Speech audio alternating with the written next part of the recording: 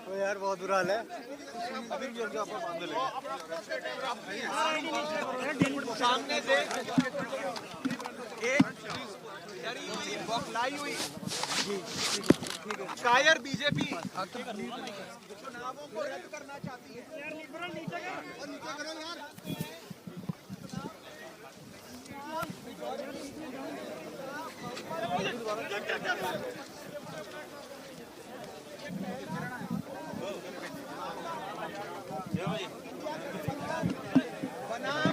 भाजपा का और इस चुनावों में साफ तौर पे बहुमत का आंकड़ा इंडिया गठबंधन के पास है।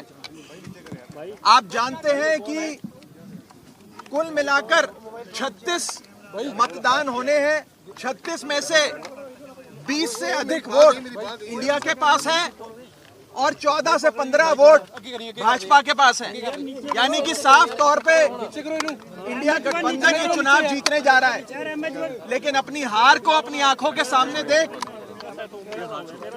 एक कायर बीजेपी चुनावों को रद्द कर रही है और गैर कानूनी हथकंडे अपना रही है। सबसे पहले इन लोगों ने सेक्रेटरी इलेक्शंस को बीमार कर दिया। आज इन लोगों ने चुनाव के जो प्रिसाइडिंग ऑफिसर होते हैं उनको बीमार कर दिया। ऐसा लगता है कि पूरी की पूरी बीजेपी इंडिया गठबंधन को अपने सामने देख बीमार हो गई है।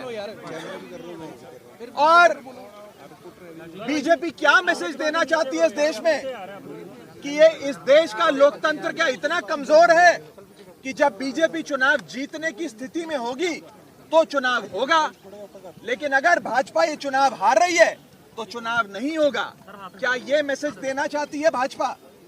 और मुझे ये कहने में रत्ती भर भी गुरेज नहीं है कि भाजपा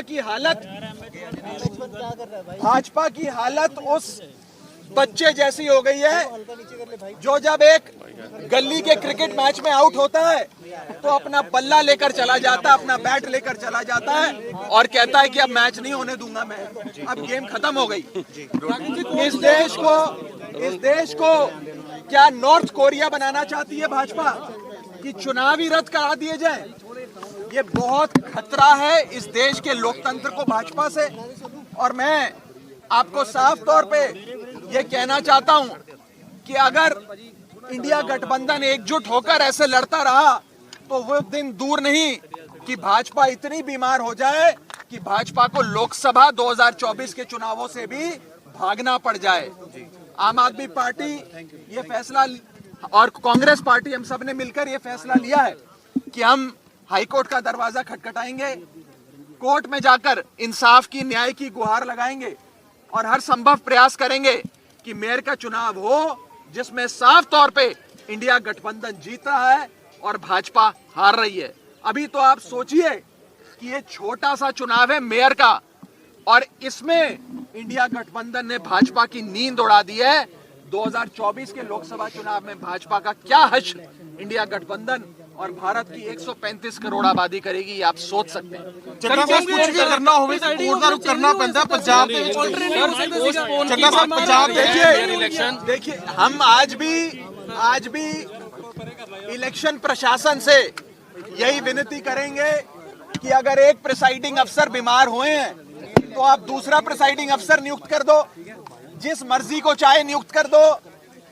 लेकिन चुनाव आज शेड्यूल्ड थे, निर्धारित तारीख थी, आज चुनाव होना था।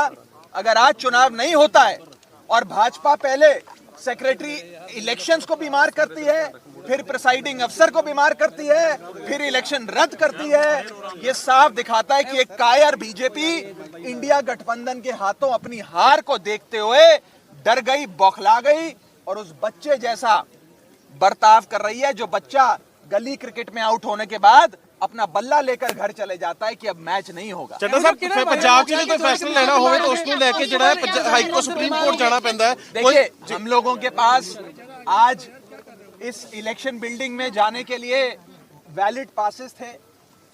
हम समय पर यहाँ पहुंचे, लेकिन ये बताया गया कि एंट्री बंद कर दी गई है और एंट्री इसलिए बंद कर दी गई है क्योंकि प्रिसाइडिंग अफसर अचानक से बीमार पड़ गए।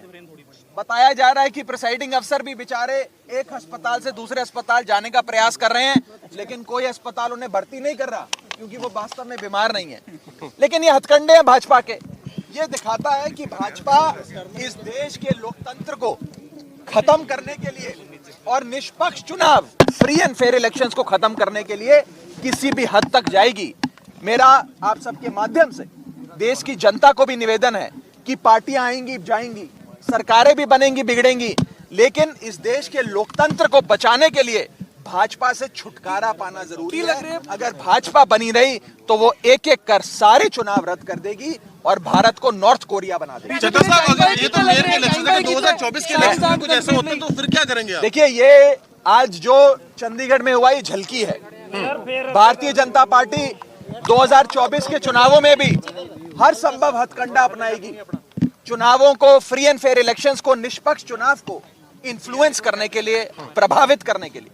इसीलिए इस देश की 135 करोड़ जनता को साथ आना होगा, इंडिया गठबंधन को और मजबूत होना होगा और मजबूती से भाजपा का सामना करना होगा। पंजाब में इंडिया गठबंधन ऐसे बाकी बातचीत पंजाब एक बार हाई कोर्ट का फैसला आ जाए उसके बाद करेंगे। ईवीएम मशीन हमने हाई कोर्ट में गुहार लगाई है कि निष्पक्ष चुनाव हो और नए प्रिसाइडिंग अफसर आज ही नियुक्त किए जाएं ताकि आज ही निर्धारित जो डेट है उस पर चुनाव कराया जाए। बहुत बहुत शुक्रिया।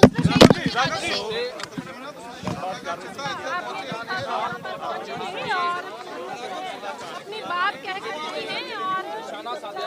जो ਤੁਸੀਂ ਸੁਣਿਆ ਬਹੁਤ ਸਾਰੀ ਚੀਜ਼ਾਂ ਜਿਸ ਨੂੰ ਲੈ ਕੇ ਲਗਾਤਾਰ ਇਲਜ਼ਾਮ ਲੱਗ ਰਹੇ ਨੇ।